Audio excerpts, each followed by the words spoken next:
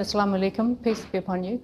I'm Glyn McLean and my genetics are primarily Scottish with a little bit of Irish and a bit of Jewish blood.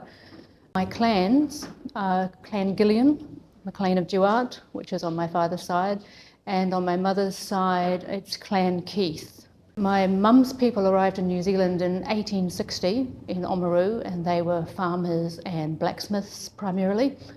My dad arrived here in 1957, nearly 100 years later, in Wellington, and I have 3 brothers and a sister, most of whom live overseas now, and we shifted all over New Zealand. I went to 12 different schools. My parents met through a Methodist church here in Wellington, and for my very early childhood, we always said grace at meals. We went to church. My parents went to church. The kids, we went to Sunday school. But at one point, I think when I was about 8 or 9, or one of the times we shifted, I think when we went to Turangi, we just simply didn't get enrolled at Sunday school, and my parents didn't go to church, and we stopped saying grace. And I never found out why. I've not actually asked. So from then on, my upbringing was pretty much very secular, although I tended to gravitate to friends, particularly at school, who were people who had a lot of faith, from various Christian denominations primarily. My attitude was always to them was, I respect your faith, but don't try and convert me, which they were all very good about. Although it wasn't actually till I came to Wellington in the 1980s, after I finished university, that I discovered how important church was actually to my parents. I joined a drama group that I literally picked out of the phone book, which was actually the drama group attached to the Wesley Church, and found that not only were both my parents members, but 2 of my uncles were also founding members. And I didn't know this. One of the women there said to me, first thing she asked was, "What church do you go to?" And I said, "Well, I don't." And she said, "Why is that?" And I said, "Well, I have absolutely no doubt that there is a God, but I just don't feel at all comfortable with many of the teachings that I've come across, and so I don't go to a church." And she just smiled and said, "God will bring you to him when he's ready, in his own way," which I thought was pretty cool. Well, how I came to Islam was not at all sort of the usual route from what I gather talking to many other people who have become Muslim. I went to school in New Zealand primarily in the 70s. And that was the era of the Cold War, the doomsday clock, waiting for our atomic bombs to go off and world destruction, carless days, and this huge threat we were all told about of communism, that this red threat was going to take over New Zealand and the whole world. And the first New Zealand election that I remember was the infamous Dancing Cossacks election, where Mr. Muldoon had these advertisements with dancing Cossacks saying a vote for Labour was Reds under the bed, and if we voted for Labour the whole country would become communist. And in the 1990s I began to notice that whereas the whole communist thing had sort of faded away with the collapse of the communist empires, that in the 1990s Islam was starting to be portrayed in a very similar manner, but with a very substantial difference. With the whole communism thread, we had a lot of information about, if you like, both sides of the stories.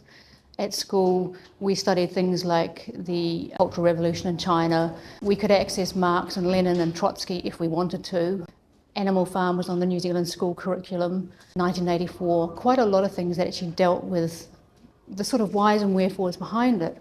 But with Islam in the 90s, there was nothing. There was just this great big threat. The colour had changed from red to black, but there was almost nothing else. Now, I made the decision to educate myself because I felt that it was, well, completely wrong to basically just have one set of information. And I decided the best way to go about that was to go to the source. I'd studied quite a lot of other religions, and to get away from the sort of dogma of humans, and you get humans running organisation and politics, get involved in all sorts of things. So I always try to go to the most important sources for that faith. So I decided to read the Quran. That was easier said than done because I couldn't obtain a copy. There were none in the libraries. The bookshop said they couldn't get me any in. Now, I knew at that time that in Daniel Street in Newtown, there was a house which said Wellington Islamic Centre. It was before we had the mosque. And I didn't doubt that I could wander down there and ask to borrow a Quran and someone would lend me one. I didn't, because I was very aware that I didn't know how to behave. I didn't want to cause anybody offence. And I mean, I know how to behave on a marae. I know how to behave in a range of Christian churches, from Christadelphian to Catholic to Baptist. I know how to behave at a Samoan funeral, but I had absolutely no idea how to behave when communicating with Muslims. So I didn't do that. I eventually ordered a copy from Amazon.com over the internet. And when it arrived, I expected it to be something completely foreign. I studied Japanese language at university, and I expected the Quran to be as foreign to my way of thinking and my entire upbringing as Japanese language is to English. And I was wrong. I was absolutely gobsmacked when I opened this up and started reading about all the stories that I'd been brought up with as a kid. There was Adam and Eve, there was Abraham, there was Hud, there was Jesus, there was Mary, peace be upon them. All the things that had been the cornerstones of my very early upbringing and very much the sort of value systems that my family had. And yet they were told in a way that answered all the concerns I'd had previously. For example, the decision to take from the tree of knowledge. That was a joint decision. It wasn't some evil woman had actually come in and led this bloke astray. And particularly the Prophet Jesus, peace be upon him. I had always been concerned that from what I was taught at Bible studies and at Sunday school and at church, that everything pointed to the fact that this was a man, an enormously important man, and a man with an incredible message, but a human being. And I'd never been able to reconcile the sort of slide through to divinity, even though the church I was brought up in, we didn't believe in the Trinity.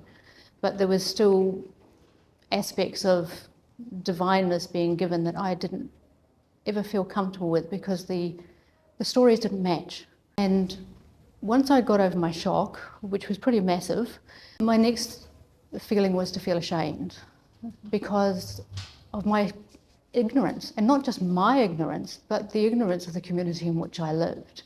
And the fact that we were talking about the same God, subhanahu wa ta'ala, the God of Abraham. This is what I would have said previously was New Zealand's God, and yet we didn't even know this. And that was really, really strong. And as I continued to read, it wasn't very long before it became very apparent to me, and I really am insufficiently articulate to express exactly how this felt, but it became very apparent to me that what I was reading was the truth, and the truth in the most profound sense was staring me in the face. I didn't tell anybody else about this at the time. I finished reading the Quran, and in translation obviously, and then I read it again. And after the second time through, I decided to do quite a lot of research on the internet and look at how one became Muslim, what one did, how one behaved, and the general implications. And I had a great deal of difficulty finding information other than the very basics, like the 5 pillars. Information about how to pray, those sort of things I actually found quite difficult. This is, again, in the very early 90s, and things have changed since. And I remember finding a couple of articles which said you have to make, and there was an Arabic character. And I was thinking, what's that? And they was talking about before prayer you make.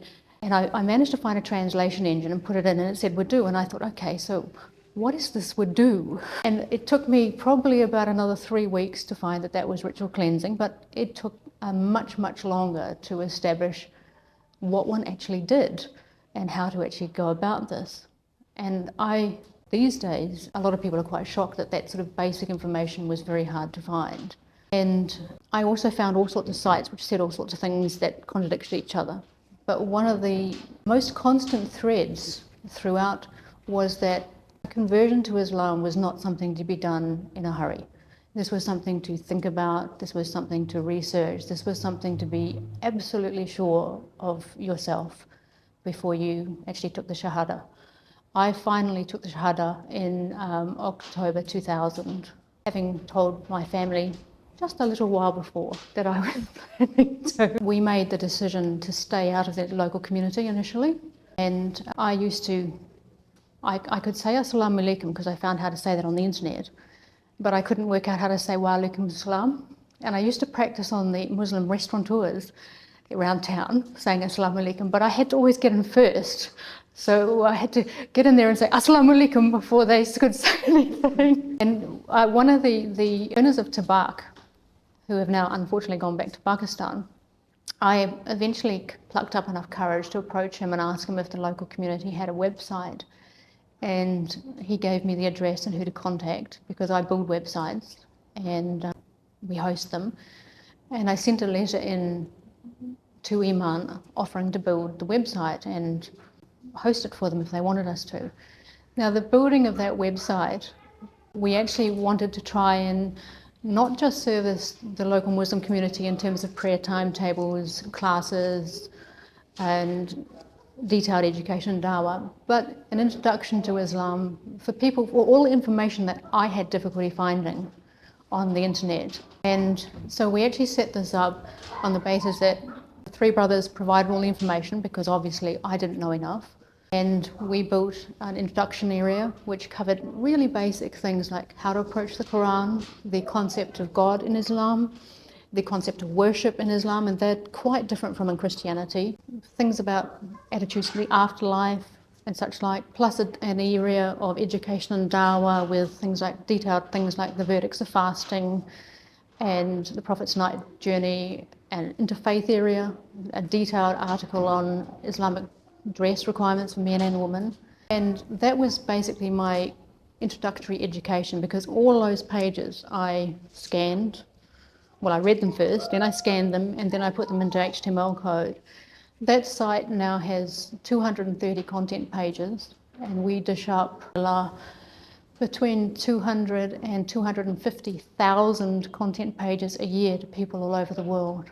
And it was even listed on, would you believe, the United States Congress Library site as a go-to site on Islam. So if you're wanting to have a look at some of the basics, you can always go to www.iman, that's iman.co.nz.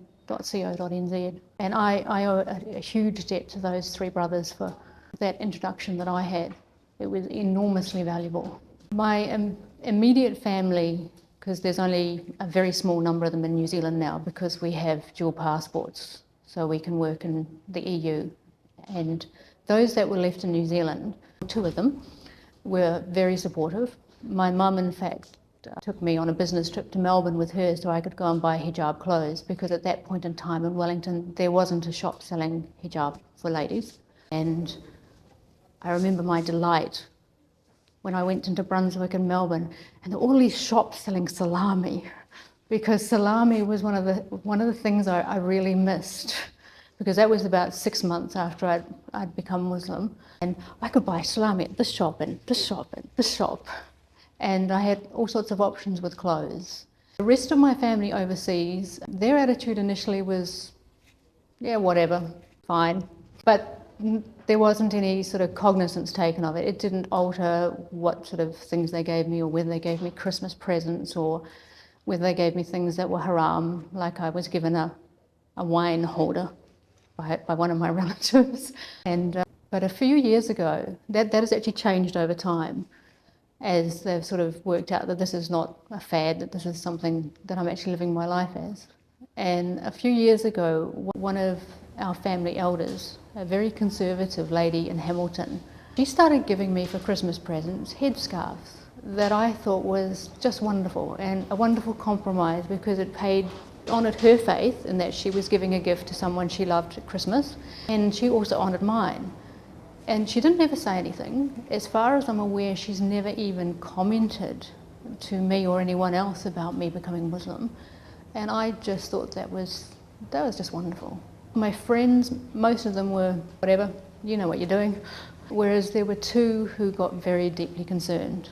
One was the lady who'd told me, nearly 15 years earlier, that I would find my way to God. And she was initially enormously distressed, until it actually occurred to me that I needed to tell her that this was the God of Abraham, subhanahu wa ta'ala. And her first reaction was, no, it's not. And I said, well, yes, it is. We start with this, and then there's this, and actually went through. There's no way she'd read the Quran, but she's come to a point where not only has she accepted that is where I've found peace, but that she can see it's a very good thing. And I think that's huge.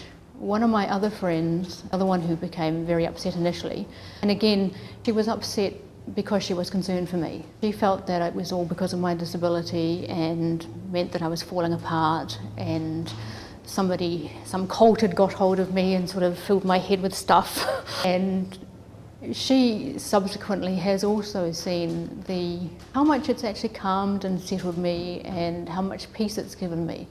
It didn't take her very long at all to see that, and that's now not an issue at all. Basically, everyone's very accepting of it these days. My decision to wear hijab, it just felt for me to be the natural thing to do because of the importance of modesty in Islam. And that's modesty not just for women, but for men in terms of the way you dress, but in terms of what you do with your wealth, how you show your wealth, all those sort of things. The whole concept of leading a modest life seemed to me that hijab fitted that just perfectly. And it was also very clearly outlined as that was the appropriate way for a woman to behave. And I was very comfortable with that. I started wearing hijab as soon as I took the Shahada. At that stage, only about 30% of the women in the Wellington community wore hijab, and I realised that later, once I became involved with the community, that a lot of women were actually receiving quite negative reactions. Whereas I had quite a substantial advantage in the fact that I had blue eyes and white skin. So when people looked at me, because I normally walk with my head down because I have to concentrate on where I'm walking, they would look at me and sort of glare at me, and I'd look up and smile, and they were usually so shocked to see blue eyes and a white face that they just backed off. After September 11, things got very difficult in Wellington for women wearing hijab. Quite often we were actually targeted on the street, and I was personally a couple of times. And the way I responded to that was to try and go out in public with as much open face and as much a smile as I could. Any other woman I saw wearing hijab, I would say assalamu alaikum to and smile, whether I knew them or not. One time that it really, really upset me was we went to the airport and people looked frightened. They saw me and I saw fear in their face. And that really, really got to me.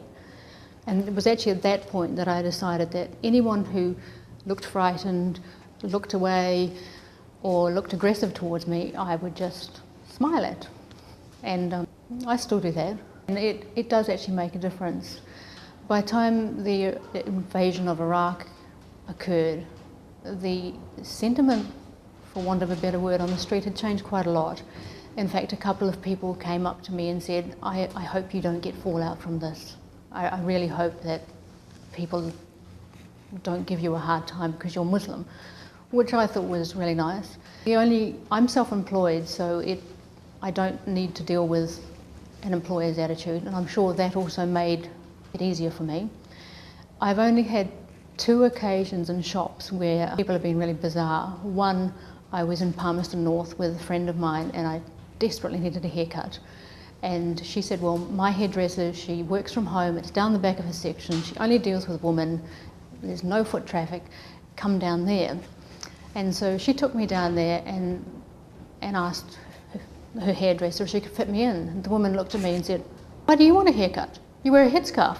And I sort of said, well, I only wear it out in public, I still want a nice haircut. And she just shook her head and said, no, and walked away, to the horror of my friend. And I sort of thought, whatever. The other sort of quite funny incident was when I went to buy my wetsuit, because I like to kayak and I wear hijab when I'm kayaking. I wear my wetsuit on underneath my hijab, and then I wear my spray skirt on top of that, and then I wear my life jacket on top of that, and my headscarf, and usually a sun hat. And okay, it looks odd, but I get to go kayaking. And it was one of those really sort of hip, cool shops which primarily deal with teenagers and body surfers in Lambton Quay who had a sale on for wetsuits. And I went in and found one that looked like it might fit and tried to get the attention of the lady to say, "You'd like to try this on?" And she just kept ignoring me. The shop was empty, except for her and her boss. And I finally said, "Look, I want to try this on," because the changing sheds were corrugated iron or something and they weren't obvious. She said, "Why?" And I said, "Well, I want to find out if it fits me." I was only about 20. And she said, "Well, why?" And I said, "Well, I want to go kayaking. Is that the changing room? Can I go in there, please?" And so I went in and got changed. And as I did, I heard her boss, who would have been all of sort of 22, come over and tell her off, and that you don't ever make assessments or assumptions on the basis of what people are wearing. And what was most interesting to me, he did it so strongly, I actually felt sorry for her. But what was most interesting to me was his primary concern was not that she might have missed a sale, but that she treated somebody badly. And that enormously impressed me. And I've been hugely impressed by the younger generations. Even around the time of September 11, I had sort of 13-year-olds coming up to me saying, "Oh, that means you're one of them. Why is that?" And having a very open attitude and listening to what I actually had to say, and at the end of it saying, "Oh yeah, whatever, that's cool," and sort of wafting on their way. The other thing about hijab for me is I found it enormously freeing, not just because I'd never have a bad hair day, but I became disabled in my 20s, and since I was about 24 I've walked with a walking stick. And prior to wearing hijab, people would always look at my walking stick and say, "Oh, you've hurt your leg." And I'd say, "No, I'm disabled." And then they'd want my entire medical history, and basically the only conversation would be what I couldn't do, what was wrong with me. Whereas since I've been wearing hijab, people that do notice it are much more interested in me these days and why I made the decision to become Muslim and what it's like being Muslim and those sort of things. And I've just found that hugely freeing. In the 80s, was working in a job where you had to power dress. I had to wear a different suit to work every single day. And then in the early 90s, I was working for another outfit and they decided that we had to wear uniforms, the staff. The staff was 50-50 women and men. And then it turned out at the meetings they only wanted to put the girls in a uniform. And we were the one who wore suits to work and the men could just wear jeans. And I just don't have any of those hassles anymore. And it does really focus people in on you as a person. I often hear people getting very upset on the media, sort of saying, "Well, this is aggressive and this is not New Zealand and this is all sorts of things." And my response to that is always, I was born and bred in this country, and as long as I can remember, everyone has been allowed to wear whatever they like as long as they follow basic standards of decency. So why does it matter to anyone else why I wear this? I'm not asking you to. And I really find that sort of getting stressed out about it very odd, and always have done. In New Zealand, I think Islam can offer hope. That's one of the most important things that it gave to me. We have one of the highest youth suicide rates in the world, and too often so many large portions of our population are being told they're failures.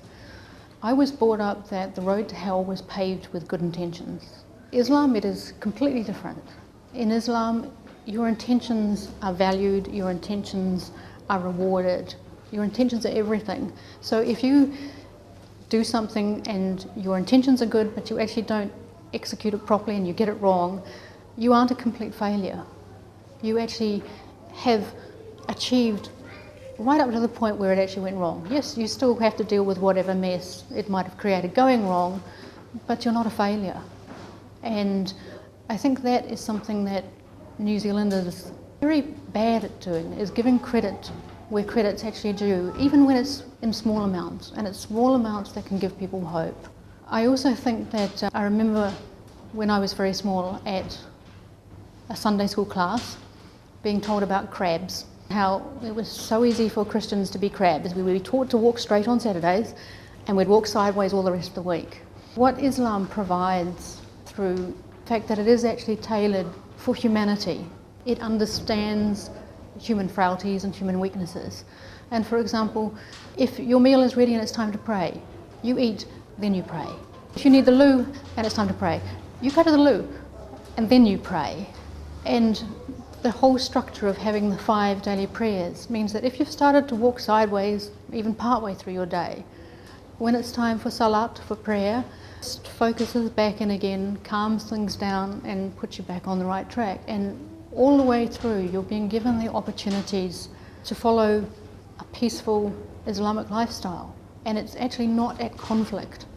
There's no concept of original sin, that you start off bad and you've got to try and be good, and chances are you're going to be bad anyway.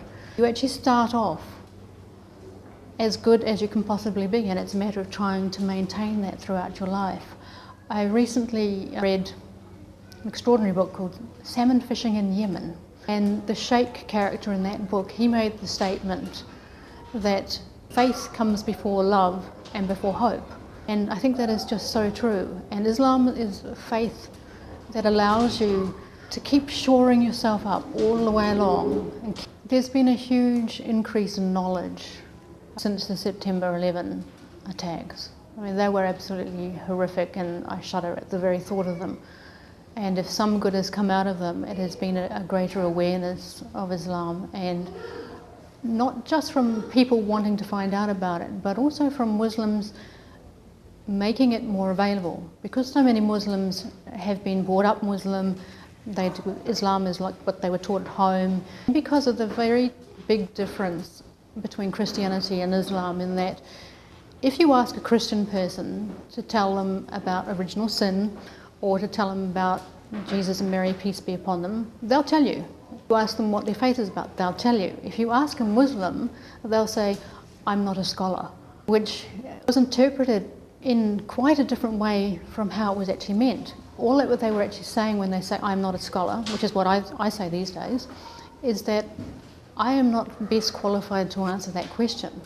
Whereas what I think the Muslim community in New Zealand has become much better at is then providing information as to who to go and talk to, or where this information actually is available. I've found no conflict between being Kiwi and Muslim, none whatsoever.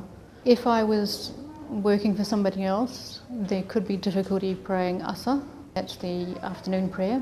It would be quite easy to fit in all the others, and I imagine from the people that I've worked for over the years that the only difficulty would be where you actually go to pray, because most places you can take a 5 or 10 minute break. Most Kiwi employers, my employers have primarily been small business, tend to be comfortable employing people who look like them and behave like them. But that has changed enormously even in the last 10 years. For example, my hairdresser, who I was the first Muslim she'd ever met, she's now employing a Muslim girl, and a hijab wearing Muslim girl too, in a hairdressing salon. And it's working out very well, alhamdulillah. And she actually said to me the hairdresser said to me last time I was in there, because she always gives me the last appointment, she makes sure there's no other clients around, she always puts the blinds down, those sort of things. She said, you know, I would have missed out on employing her if it hadn't been for you, because it simply wouldn't have occurred to her. Too often it's interpreted as being racist, whereas more often than not, it's a matter of the same problem that I had initially with not wanting to go to the Islamic Centre, simply not knowing how to behave and not giving offence. I mean, New Zealand is largely a very inclusive and accepting place, which is often undervalued, I think. When I went to Melbourne in 2000, and this is before September 11, within half an hour of getting off the plane, I was wearing hijab, I got spat at. And even at the very worst of times here in Wellington, that's never happened in New Zealand. And I think it's very important that we don't allow ourselves to be ghettoised, and that Muslims keep interacting with non-Muslims, because in Melbourne, you literally turn a corner from one suburb to the next. In one suburb you won't see anyone wearing hijab. You turn the corner, not only are there salami selling halal butchers, but there are women in headscarves and men in Islamic dress all the way down the street. And yet a block away you won't see one. And I was told many times on that short trip that I was in an area, because I was staying in South Yarra, that Muslims shouldn't be staying in. And I think that's a lesson for New Zealand Muslims and non-Muslims alike, that we need not to get in that situation.